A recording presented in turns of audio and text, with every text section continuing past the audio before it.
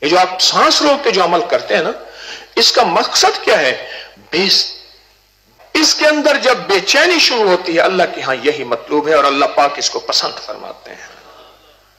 امن یجیب المضطر اذا دعا، کون ہے بے چین دلوں کی دعاؤں کو پہنچنے والا جب بندہ سانس روکتا ہے۔ یہ آج میں نکتہ بتا رہا ہوں سانس روک کے پڑھنے کا، فلسفہ بتا رہا ہوں، راز بتا رہا ہوں۔ سانس روک کے پڑھنے کا راز کیا ہے؟